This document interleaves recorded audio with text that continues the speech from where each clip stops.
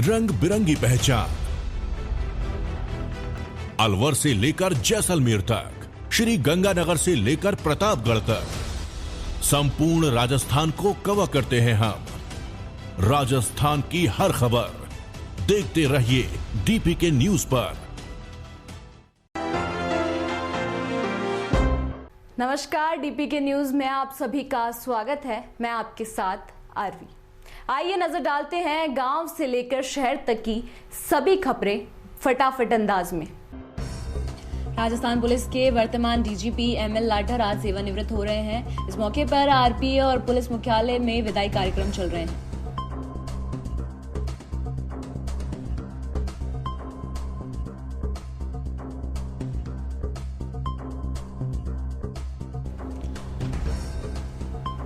Police line में passing out parade से लेकर अन्य कई कार्यक्रम करके उनका सम्मान में आयोजित किए जा रहे हैं। लाठर दोपहर करीब 2:15 बजे डीजीपी का चार्ज उमेश मिश्रा को देंगे,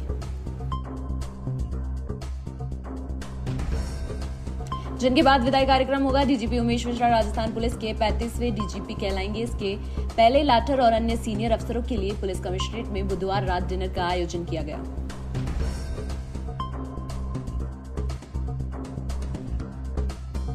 डीजीपी मिश्रा के सामने 7 सबसे बड़ी चुनौतियां होगी और उनमें से सबसे पहले नंबर पर अगले साल होने वाले विधानसभा इलेक्शन। मिश्रा एडीजी और डीजी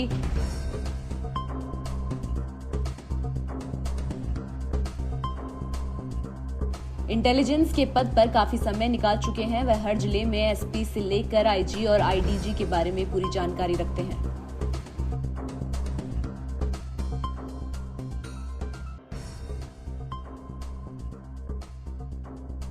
खबर मकराना से है, जहां 2 मस्जिद पुलिया मार्ग स्थित मच्छी बाजार की दुकान पर महिला से मारपीट के मामले में एसीजेएम न्यायालय में पुलिस को प्रकरण दर्ज कर जांच के आदेश दिए हैं।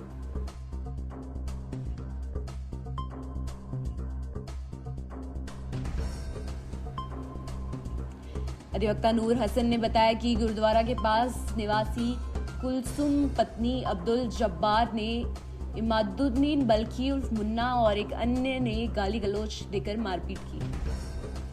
साथ ही लजा भंग करने की नियत से बुरखा फाड़ दिया गया। वहां से कुलसुम जैसे तैसे जान बचाकर पहुंची बहन के घर गई तो इमादुद्दीन उर्फ मुन्ना के घर 4-5 औरतें में तबस्सुम पर हमला किया।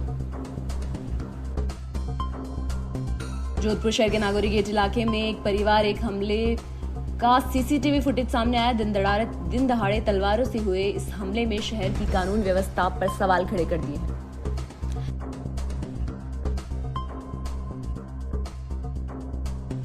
बेहतर पुलिसिंग के लाख दावे करने वाली जोधपुर पुलिस की कानून व्यवस्था की पोल फुटेज खोल रहे हैं। किस तरह बदमाशों ने एक परिवार पर तलवार से हमला किया और उसके बाद भागने में कामयाब हुए।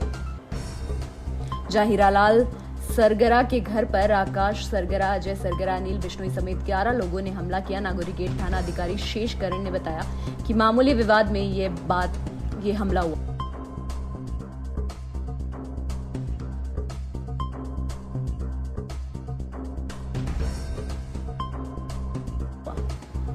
इस हमले में 2 लोग घायल हुए हैं, जिन्हें अस्पताल में भर्ती करवाया गया है। वहीं मामले को लेकर इंदिरा ने रिपोर्ट दर्ज करवाई।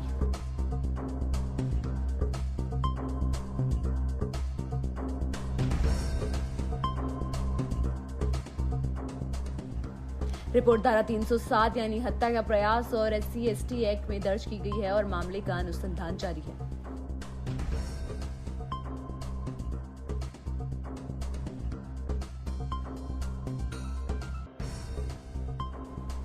चंदेरी से खबर है, जल जीवन मिशन के अंतर्गत लोक स्वास्थ्य यात्रिकी विभाग द्वारा नल जल योजना का कार्य अनुमान चंदेरी के द्वारा जिन गांव में पूर्ण हो चुका है, उन ग्राम का निधि सिंह IES अधिकारी राजस्व चंदेरी के द्वारा ग्राम कुरबासा, नारोल, करमई एवं खालोन द्वारा जल नल योजना का निरीक्षण किया गया।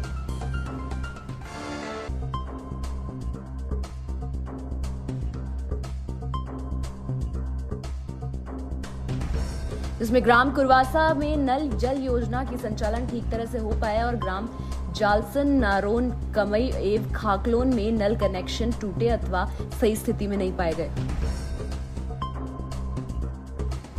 जिसके लिए उक्त संबंधित अधिकारियों और मौके पर उपस्थित ठेकेदार को निर्देश दिया गया कि कार्य नवंबर माह में पूर्ण किया जाए।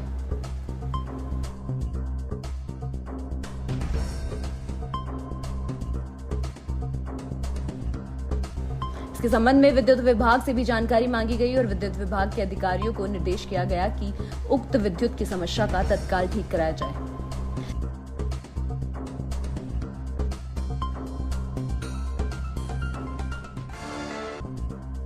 निरीक्षण के दौरान हिमांशु दीक्षित उप यंत्री लोक स्वास्थ्य यांत्रिकी विभाग और संबंधित ग्राम के पटवारी और सचिव उपस्थित रहे।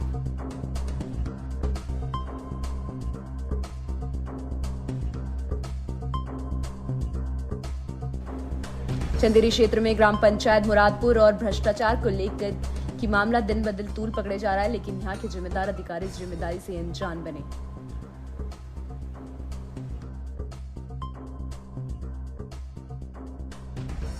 वे फॉर्मेलिटी के तौर पर छोटी मोटी कार्रवाई करने के लिए ग्राम पंचायत पहुंच जाते हैं, लेकिन कोई ठोस कार्रवाई नहीं की जाती, जिसका विरोध वहां मौजूद सरपंच मुकेश रेंकवार द्वारा किया जा रहा है।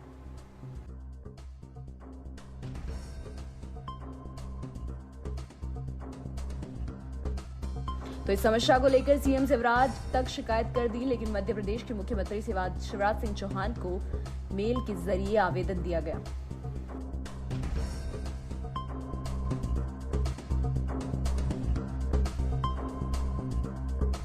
जिसके पश्चात मेल पर कार्रवाई करने से संबंधित मैसेज आया था, पर कोई कार्रवाई नहीं हुई, जिससे ये साफ तौर पर प्रतीत होता है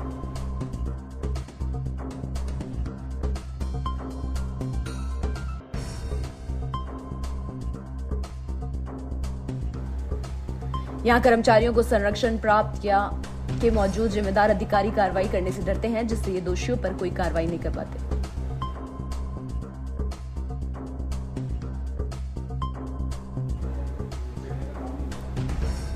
सचिन पायलट का मौन टूटने के साथ ही एक बार फिर राजस्थान में सियासी तूफान ने दस्तक दे दी है। वैसे पिछले 3-4 दिन में बगावती की हवा चलनी शुरू हो गई है।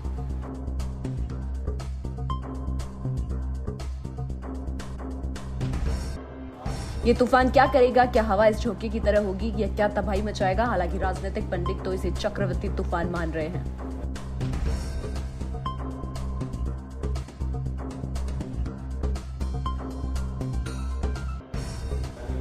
हाँ, लेकिन इतना तय हो गया कि नवंबर का महीना शुरू हो गया और मौसम ने जो सर्दी बढ़ेगी तो राजनीतिक पारा चढ़ेगा। किसी को गर्मी के मारे पसीने छूटेंगे तो कोई बदहजमी के शिकार होंगे। जयपुर नगर निगम ग्रेटर के मेयर पद पर चुनाव की घोषणा होने के साथ ही अब दोनों पार्टियां सक्रिय हो गई है। इस चुनाव में भले ही कांग्रेस के पास खाने के लिए कुछ ना हो,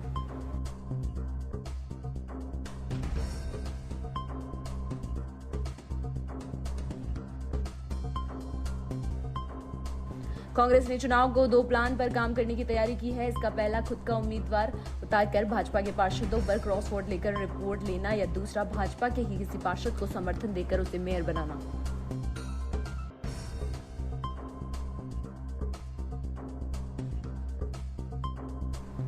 इस बात के संकेत बुधवार को कांग्रेस सरकार के कैबिनेट मंत्री प्रताप सिंह खाचरियावास ने एक बयान में दे दिए हैं। उन्होंने जनवरी 2019 का घटनाक्रम दोहराते हुए संकेत भी दिए।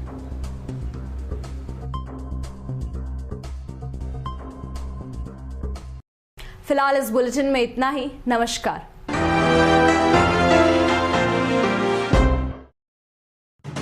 राजस्थान समृद्ध विरासत है इसकी शान, रंग बिरंगी पहचान। अलवर से लेकर जैसलमेर तक, श्री गंगानगर से लेकर प्रतापगढ़ तक, संपूर्ण राजस्थान को कवर करते हैं हम। राजस्थान की हर खबर देखते रहिए डीपीके न्यूज पर।